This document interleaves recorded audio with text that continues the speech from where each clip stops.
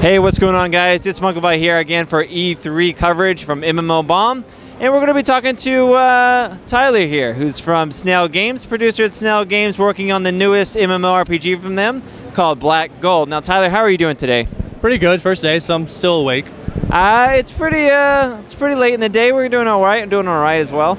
Now, Tyler, we've taken a little bit of a look at Black Gold, and we have some questions in terms of how the game plays. We know it, of course, uses the same engine as Age of Wushu. It's your next MMORPG coming out. Can you tell us a little bit about it? What's the story, the background of the game? Obviously, it has steampunk elements in it. It's very simple story. You know, two places fighting over a resource. One is an industry side where they're using that resource for their machines, their life, while the other one is worships it. They live off that nature. I guess you could think Fern Gully, but replace the lumberjacks with steampunk people. That's kind of the whole gist of the whole fighting over that resource. And what resource is that again? Black Gold. Black Gold, okay. There has to be a name tie in there somewhere.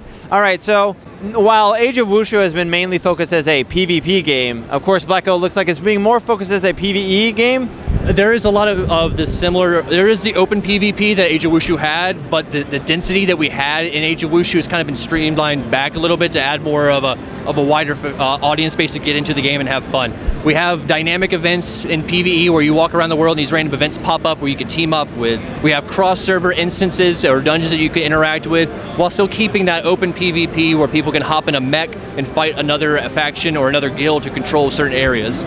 Now, we've seen a lot of MMORPGs start going towards like player housing, more open world sandbox elements, etc. Is there anything in dealing with the progression of Black Gold or any in that side of thing that you could like definitely say like this is sort of a new idea or something that we're bringing to the MMO market? We've got some similar territory or building upon, like you said, but guilds can control resource wells and they can build garages where they can store their mechs, so they can have little areas where they can store their fantasy war mounts and live there to keep them from being stolen by other players. We have factories where players can run a product line of items, and we have black market, auction, and regular market. Regular market, sell between your own faction. Black market, I can sell stuff to the fantasy side if I'm steampunk and make a little extra money just on the side. Auction house, your typical auction house side. PvE progression-wise, we're looking into a branch task kind of story where you do your main line task and then little A, B, and C options come along the way, and that branches off to a different way of how you want to play it. Are there in-game raids? Like, what's sort of the in-game progression in the game? There are different instances in-game that you take part in. There are cross-server dungeons, and there are these wide open-world bosses that require a huge team to just go after in the area. Then you have the dynamic events that I mentioned, where you go along, they pop up, kill X number of enemies within a time limit to get these special honor points and these achievements. Then you have your progression through your story, as I mentioned before, and that helps you go to your class system that we have, goes into a subclass system after a certain level, and so your progression opens up even more at that point. So you mentioned class system. What exactly, obviously there are two different factions, we have the fantasy and the steampunk faction. What are the certain classes that are unique to both of those? Within the steampunk you have three races: vampire, because you can't have steampunk without a vampire area, dwarf, and then human.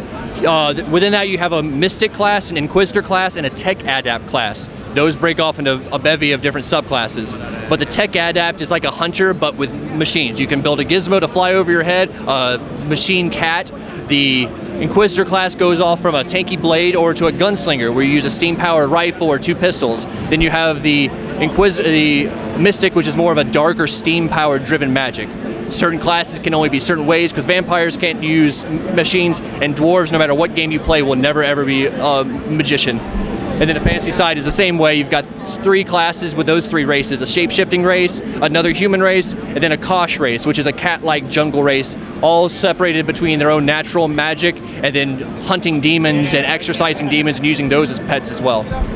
All right, now, in terms of the combat itself, since it is using the Age of Wushu combat system, I assume, or a variant of it, does that mean that it's going to be tab target, action, combat? How are skills going to be performed? Like the majority of the game, we kind of like streamlined it more, even with the combat. Age of Wushu had the rock, paper, scissors, where you could physically block and counter somebody. This has the dodge feature because it is action combat. It's not, I click and turn around and I can still hit you. I have to stay focused on my target and hit them with my blades or my gunshots, more skill shotting. Then you have your area effects, of course. But the dodge is your escape pattern to get out of those distances or close the gap. when you get into the war mechs that you see behind me, or the war mounts, they can't get right in front of them, so you have to close the gap with those and dodge there. So there's a lot of distance and ranging. And in terms of castable spells, are those can those be casted on the go, or are those more like you stand in one area? There are channeled spells. When you get to the tiers, you'll have primary spells that are easier to shoot in a distance, or an area effect that you have to channel and cause rain of fire to come down, or summon a bunch of demons to fight for you. Or if you want to have a gunslinger, you can skill shot and snipe, you have to channel that shot. But there are a lot of just running guns, or just running hack and slash at times as well.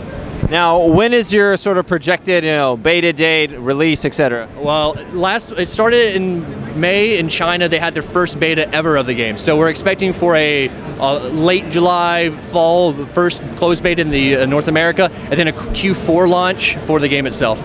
Tyler, it was really great talking to you today. We look forward to seeing more of Black Gold. Thank you very much.